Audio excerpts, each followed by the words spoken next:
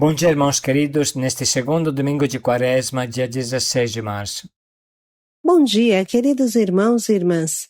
Vamos hoje meditar o Evangelho de São Mateus, capítulo 17, versículos de 1 a 9. Esse é o meu filho, o amado, no qual eu pus todo o meu agrado. Somente 3 vezes nos Evangelhos ouvimos diretamente a voz do Pai, porque a plena palavra do Pai é Jesus, e isso basta, e quando o Pai fala, é só para revelar o Filho. O Pai encontra no Filho todo o seu prazer, sua alegria, seu bem-querer se realiza plenamente. Essa é a força de Jesus. Imagine se Deus Pai pudesse falar isso de cada um de nós. Na verdade, todos nós estamos contidos em Jesus. Todos somos filhos muito amados em Jesus, transfigurados em Jesus.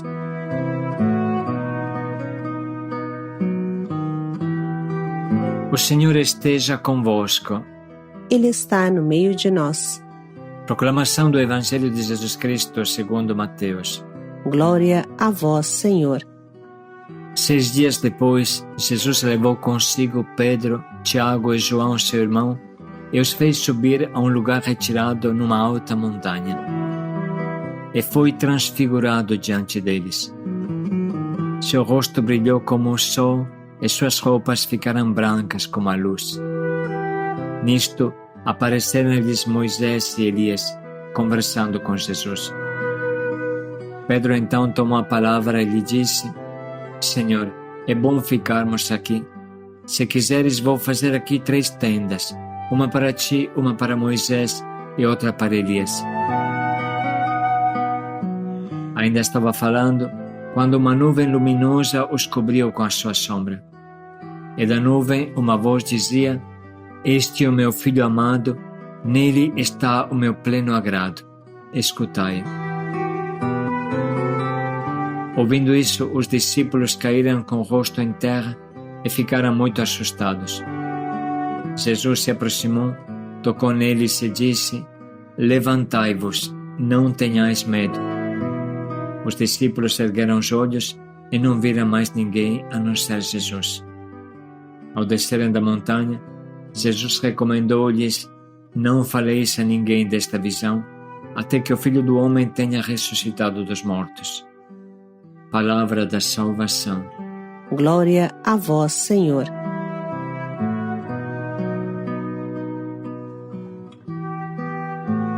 Hoje a liturgia nos apresenta o acontecimento da transfiguração de Jesus, como segundo grande passo da nossa caminhada nesta Quaresma. No primeiro domingo meditamos as tentações de Jesus e agora a transfiguração. Trata-se de trechos fundamentais que revelam claramente quem é Jesus, sua divindade inequivocável, seu amor salvador para cada um de nós, que chega a te dar a vida, morrer na cruz por nós. Deus é aquele que sabe morrer na cruz por amor a cada um de nós. Vamos, portanto, olhar de perto para este acontecimento que inicia com estas palavras. Jesus tomou consigo Pedro, Tiago e João, seu irmão, e os levou a um lugar à parte, sobre uma alta montanha. Jesus escolhe Pedro, Tiago e João para acompanhá-lo, como fez no Monte das Oliveiras, a noite da sua paixão. Já isso deve nos alertar e iluminar sobre a estreita ligação que existe entre o Monte da Transfiguração e o Monte da Agonia.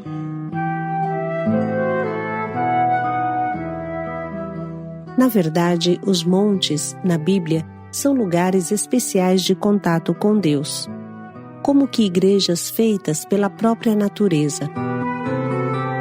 O Sermão da Montanha, as Bem-aventuranças e a Nova Lei foram pronunciados no monte perto do mar de Tiberíades. Durante os 3 anos de vida pública, com frequência, Jesus subia ao monte para rezar, relatam os evangelhos.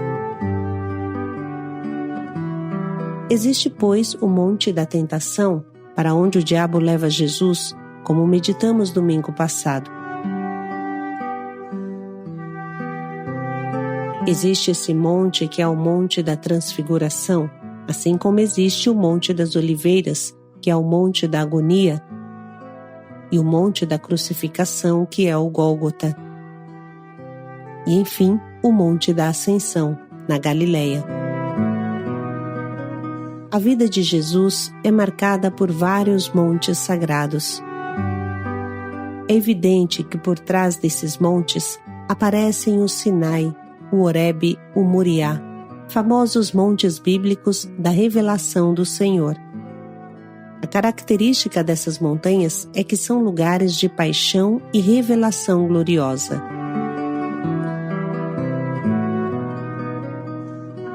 O monte é o lugar da subida, não apenas exterior, mas também interior. A montanha é vista como a libertação do peso de cada dia, como um respirar a plenos pulmões o ar puro da criação. O monte oferece o panorama da vastidão da criação e a mostra em toda a sua beleza. O monte me dá a elevação interior e me permite sentir o Criador de tudo. Não é difícil, pensando no que aconteceu nestas montanhas sagradas, entender que a elevação, a subida e a glória coincidem com o supremo sacrifício. Basta pensar no monte da terra de Moriá, onde acontece o sacrifício de Isaac. Bem sabemos que uma antiga tradição diz que na mesma montanha em que aconteceu este misterioso sacrifício de Abraão, 1000 anos depois, foi construída uma cidade chamada Jerusalém. E na mesma montanha, 2000 anos depois do sacrifício de Abraão, Deus estava providenciando outro cordeiro, Jesus, que desta vez não foi poupado, mas foi sacrificado na cruz. É a mesma montanha. Pouca gente sabe disso, mas a tradição a identifica. A montanha onde Abraão ia sacrificar o seu filho é a mesma montanha onde 2000 anos depois, com Jesus, Deus sacrificou o seu filho, mostrando o seu grande amor por nós. Abraão mostrou o seu grande amor por Deus naquela montanha, e na mesma montanha Deus mostrou o seu grande amor por nós.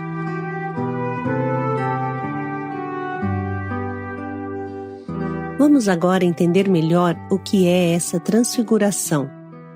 São Marcos diz: suas vestes tornaram resplandecentes, tal brancas que nenhuma lavadeira dessa terra poderia branqueá-las dessa forma.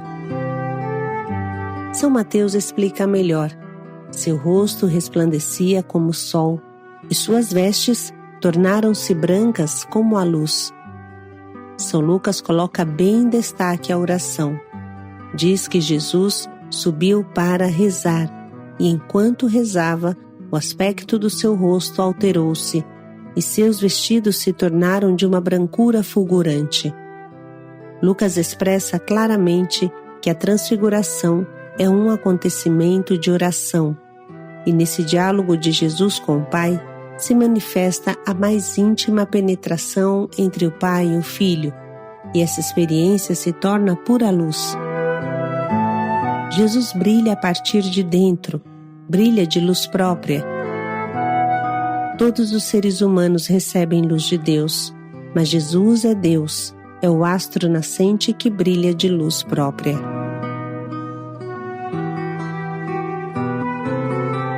De repente, aparecem Moisés e Elias que falam com Jesus. Para quem quer entender, a mensagem é clara. A lei e os profetas falam com Jesus, falam de Jesus, apontam para Jesus, revelam Jesus. Lucas esclarece um detalhe importante sobre este diálogo. Diz: eles apareceram na glória e falavam sobre o seu êxodo, o êxodo de Jesus, a sua saída que devia realizar-se em Jerusalém. O tema do diálogo é a cruz, entendido como o êxodo de Jesus, sua morte e ressurreição. O êxodo de Jesus é a partida desta vida, a passagem do Mar Vermelho, da paixão e a ida para a glória, na qual permanecem os sinais das chagas. Esta ligação permite entender que a paixão será mudada em luz, liberdade e glória.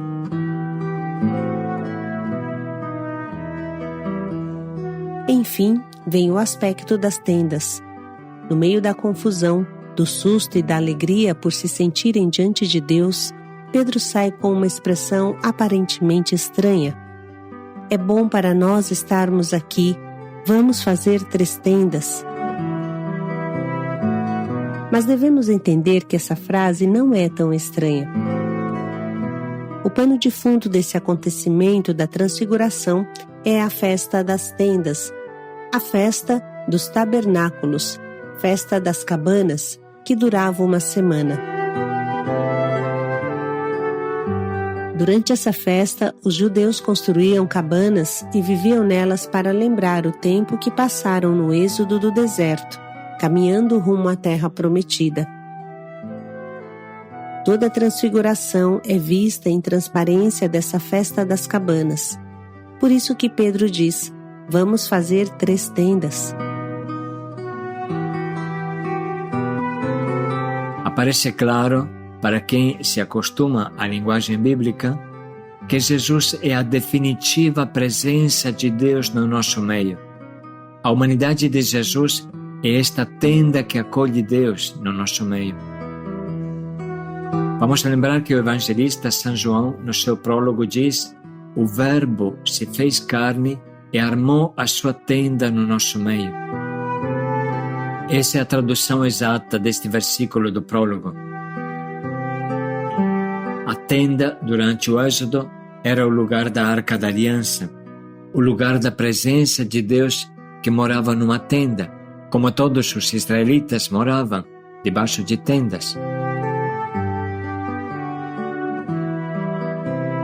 Essa experiência da presença viva de Deus no nosso meio se fortalece com o acontecimento da nuvem. Veio então uma nuvem que os envolveu com sua sombra, e da nuvem veio uma voz.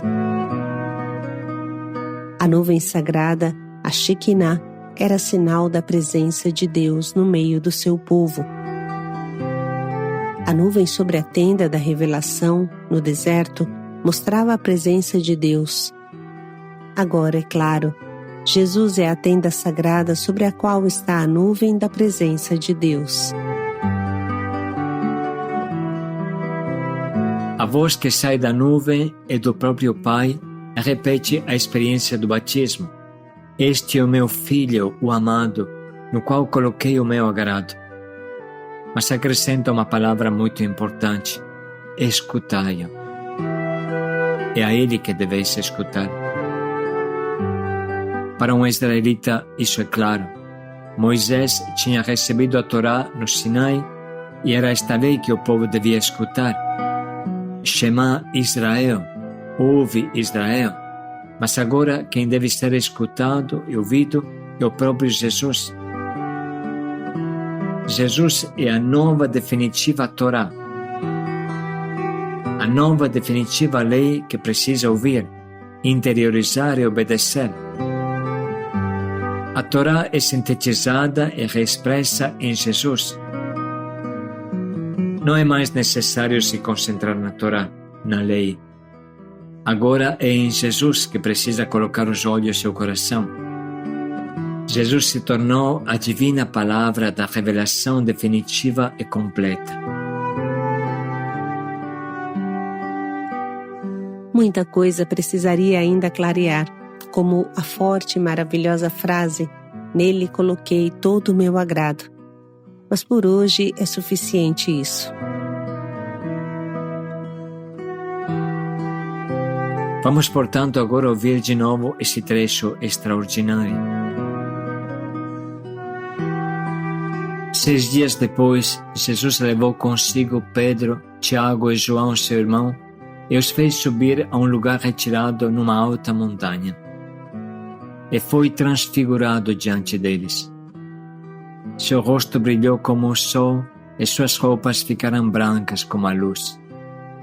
Nisto, apareceram-lhes Moisés e Elias, conversando com Jesus.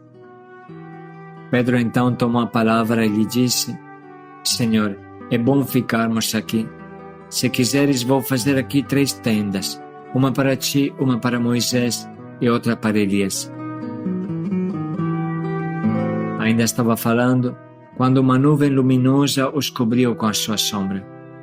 E da nuvem uma voz dizia: Este é o meu filho amado, nele está o meu pleno agrado. Escutai.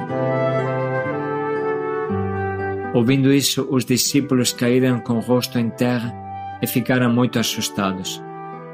Jesus se aproximou, tocou neles e disse: Levantai-vos, não tenhais medo. Os discípulos ergueram os olhos e não viram mais ninguém a não ser Jesus. Ao descerem da montanha, Jesus recomendou-lhes: Não faleis a ninguém desta visão, até que o Filho do Homem tenha ressuscitado dos mortos. Vamos parar um minuto para sublinhar e anotar as frases que mais falam ao nosso coração.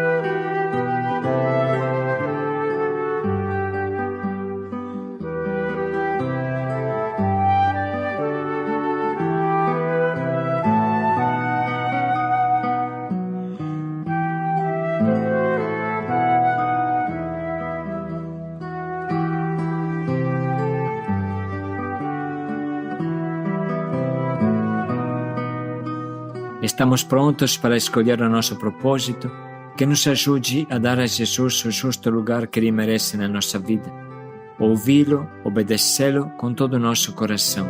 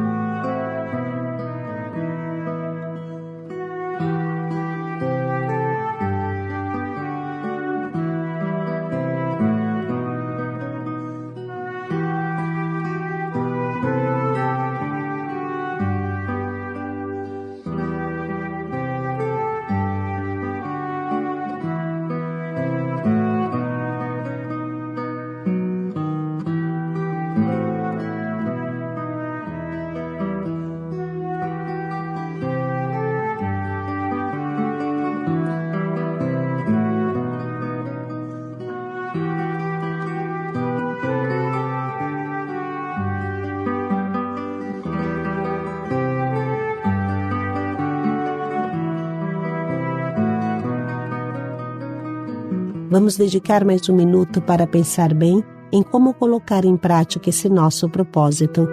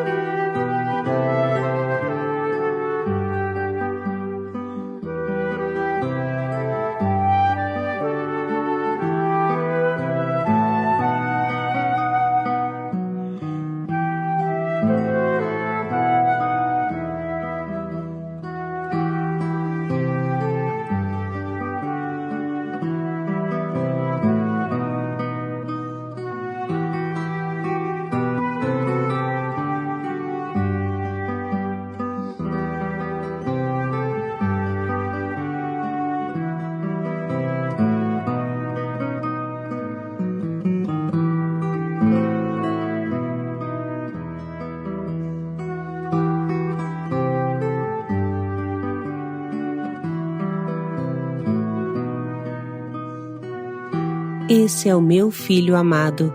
Paz e alegria a todos. Escutai-o. Paz e alegria a todos.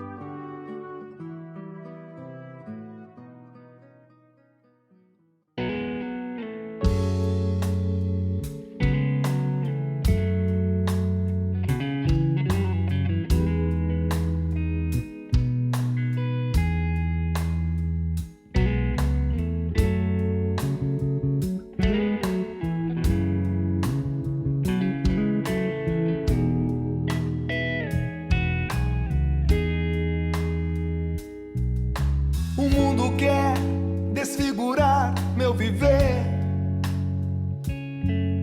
trazendo os meus olhos ao que vai perecer. Mas Deus me convida ao monte subir, para que de seus planos eu não venha desistir. Toda vez que eu oro, eu me sinto feliz e me arrependo do que errado eu fiz. Sua força invade todo o meu viver, transfigurando todo o meu ser. Eu quero entrar nesta nuvem, Senhor, sentir seu amor tomando conta de mim, ouvir sua voz me dizendo assim: a tenda eu fiz e é o seu coração. É só viver pensando em mim, imagem e semelhança, templo onde eu quis morar. Se come o meu corpo e bebe o meu sangue, em mim pode se transformar.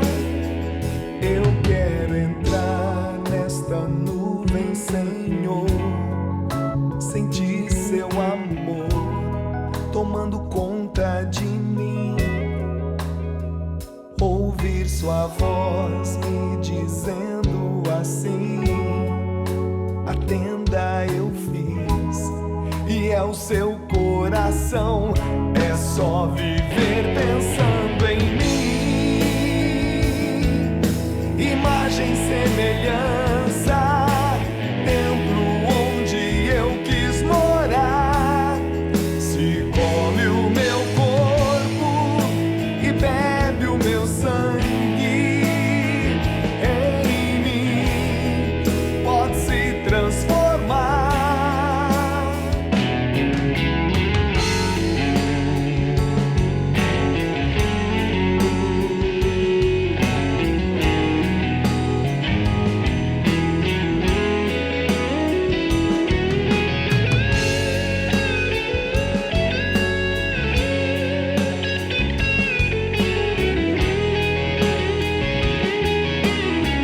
É só viver pensando em mim, imagem e semelhança, templo onde eu quis morar. Se come o meu corpo e bebe o meu sangue, em mim pode se transformar. É só viver pensando em mim, imagem e semelhança, templo onde eu quis morar. Se come o meu corpo e bebe o meu sangue,